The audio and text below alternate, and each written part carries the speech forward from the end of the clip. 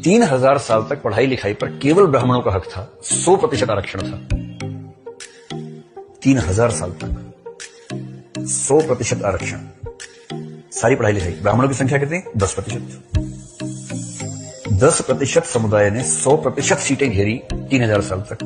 भारत में सारी पढ़ाई अच्छा, ठीक है। लिखाई पर ब्राह्मणों का 100% आरक्षण था। क्या यह सच है? जी नहीं। भारत में ब्राह्मणों के अतिरिक्त भी अनेक जातियों और वर्गों में पढ़ाई लिखाई की परंपरा रही है। आइए जानते हैं। क्षत्रिय अथवा शासक। वर्धन वंश के हर्षवर्धन, परमार वंश के भोज, चालुक्य वंश के सोमेश्वर तृतीय, पल्लव वंश के महेंद्र वर्मा आदि संस्कृत के प्रसिद्ध साहित्यकार रहे हैं।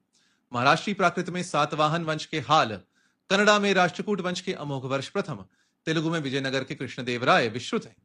गोंडल के राजा भगवत सिंह जी ने गुजराती में भगवत गोमंडल नामक विश्वकोश लिखा था। वैश्य।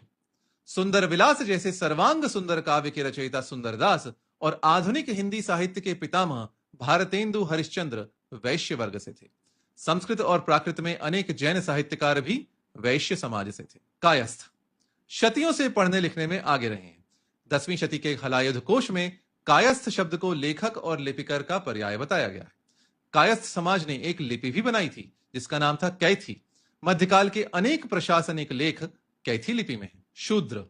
अमरु शतक के कर्ता अमरु अथवा अमरुक, काटय वेमा रेड्डी, कुमारगिरी, कोमटी वेमा, तेजसिंह, शंकर पारशव, अच्युत पिशारटी, राधाकांत देव, श्री नारायण गुरु आदि अनेक संस्कृत साहित्यकार शूद्र वर्ग से थे।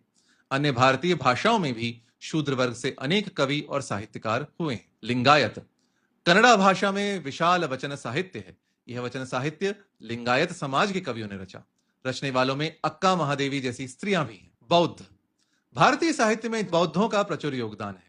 संस्कृत में अश्वघोष, नागार्जुन, आर्यशूर, वसुबंधु, धर्मकीर्ति, दिंगनाग, शांत रक्षित आदि और पाली में बुद्धदत्त आदि नाम प्रसिद्ध हैं। गजपति वंश के साहित्यकार राजा पुरुषोत्तम देव बौद्ध थे। जैन। भारतीय साहित्य में जैनों का भी पर्याप्त योगदान रहा है। संस्कृत में समंत भद्र, मलिनाथ सूरी, हेमचंद्र, विजयसेन आदि धुरंधर साहित्यकार हुए हैं। जैन पुराण संस्कृत में लिखे गए थे। कन्नड़ा के आदि कवि पंपा जैन थे। ब्रजभाषा में बनारसी दास ने संभवतः भारतीय साहित्य की पहली आत्मकथा लिखी थी। बनारसी दास भी जैन थे। सिख। गुरुमुखी लिपि का मानकीकरण दूसरे गुरु अंगद देव ने किया था। 5वें गुरु अर्जुन देव ने आदि ग्रंथ का संकलन किया था और 2 सहस्र से अधिक पद रचे थे। सिख साहित्य भी विशाल है। स्त्रियां। गंगा देवी ने संस्कृत में मधुरा विजय महाकाव्य की रचना की थी। संस्कृत में दसियों और अन्य भारतीय भाषाओं में सैकड़ों अथवा सहस्रों कवयित्रियां और साहित्यकर्त्रियां हो चुकी हैं। इसके अतिरिक्त भारत में मुसलमान, ईसाई, पारसी आदि भी शतियों से पढ़ते लिखते रहे हैं। यह कथन सच से कोसों दूर है। नमो।